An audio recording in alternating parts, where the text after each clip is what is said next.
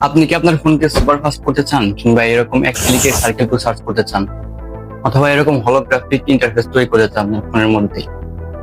তাহলে এই ভিডিওটি সম্পূর্ণ দেখুন। সো প্লে স্টোরে আপনারা এই অ্যাপটি খুঁজে পাবেন না, তার জন্য আপনাকে গুগল ক্রোমে যেতে হবে, এবং গুগল ক্রোমে গিয়ে আপনারা সার্চ করবেন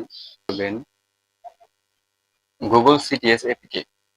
তারপর প্রথম লিঙ্কে ক্লিক করবেন। এখানে সিটিএস মানে হচ্ছে সার্কেল টু সার্চ, এবং এটাই এবং দেখতে পাচ্ছেন 2.3 MB এরকম সাইজের অ্যাপটি। তো ডাউনলোডে ক্লিক করে ডাউনলোড করে নেবেন। তো ডাউনলোড হওয়ার পর এটা ইনস্টল করবেন, এবং ইনস্টল করার পর ওপেন না হয় তাহলে বের হয়ে গিয়ে অ্যাপটিকে খুঁজে বের করবেন। এই যে এখানে দেখতে পাচ্ছেন গুগল সিটিএস, এই অ্যাপটি। এবং আমি যদি এখন এই অ্যাপটিতে ক্লিক করি, আমি কিন্তু এই মাত্র অ্যাপটি নামালাম, আমি এর আগে ইনস্টল করে দিয়েছিলাম আপনাদের দেখানোর জন্য অ্যাপটি নামালাম।